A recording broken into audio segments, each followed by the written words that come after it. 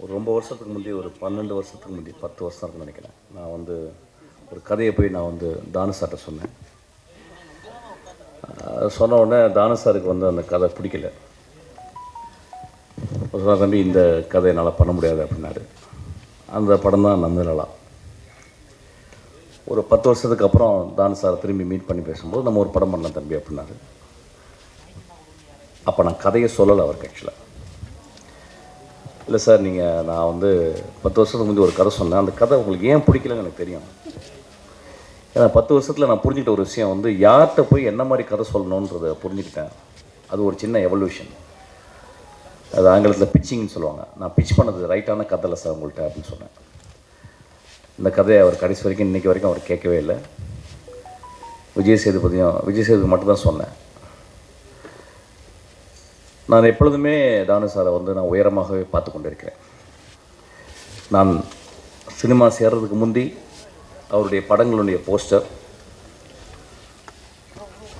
அவர் எப்பயுமே ஒரு தமிழ் சினிமாவுன்னு ஒரு மிக மிக ஒரு ஒரு ஈஸ்தட்டிக் சென்சிபிளோடு இருக்கிற ஒரு ப்ரொடியூசர். ஒரு நாளைக்கு 2 தடவை என்னுடைய ஆஃபீஸ்க்கு வருவார்.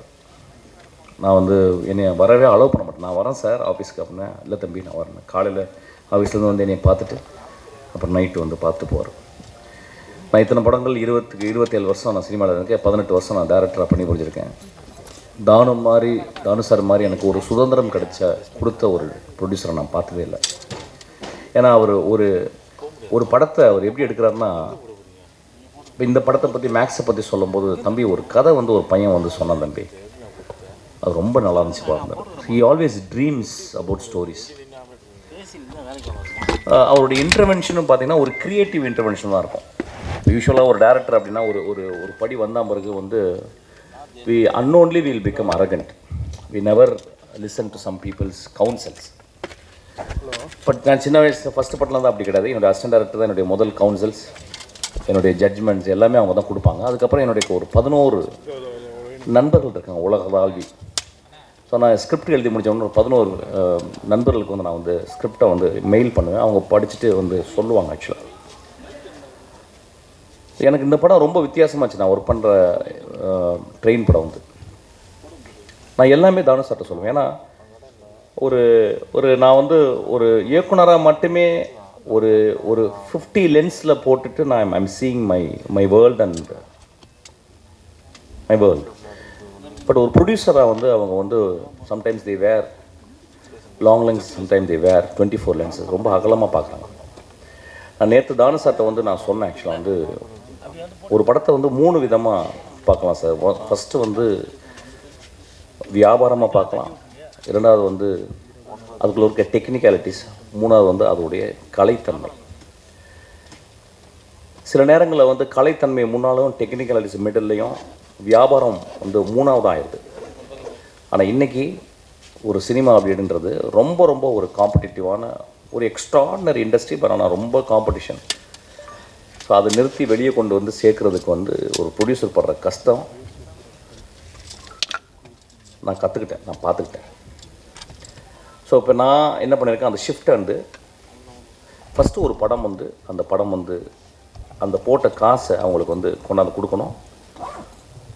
ஒரு சின்ன லாபமாவது அவங்களுக்கு ஈட்டி கொடுக்கணும். பெரிய லாபம் ஈட்டணும், சின்ன லாபமாவது ஈட்டி கொடுக்கணும். அதுக்கப்புறம் அவருடைய டெக்னிக்காலிட்டிஸ், அதுக்கப்புறம் தான் அவருடைய கலைத்தன்மை. அந்த கலைத்தன்மையை வந்து ஒரு நல்ல டைரக்டர் வந்து சப்டெக்ஸ்டாக வச்சு யூ கேன் அச்சீவ் தட்.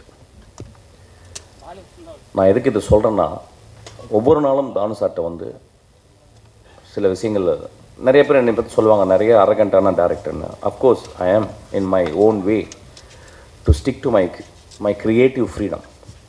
இப்போ தானு சார்ட்ட வரும்போது வந்து ஒரு தந்தை போல் என்னால் அவர்கிட்ட ஷேர் பண்ண முடியுது. ஒரு மகன் போல் அவருடைய எக்ஸ்பீரியன்ஸை அவர் கொடுக்க முடியுது. அப்படி தான் வெற்றி மாற்றி நடந்துக்கிறாரு, எல்லாத்தையுமே நடந்துக்கிறார்.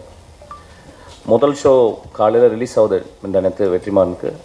முதல் தடவை காலையில் ஷோ போட்டுட்டு போயிட்டு அவர் போய் ஒரு பொக்கே கொடுக்குறார். So he always follows.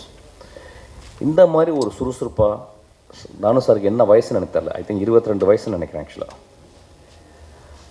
இவ்வளோ சுறுசுறுப்பான ஒரு மனிதனை நான் பார்த்ததே கிடையாது. ஆக்சுவலாக என் வாழ்நாளில் நான் இளையராஜாவை பார்த்துருக்கேன்.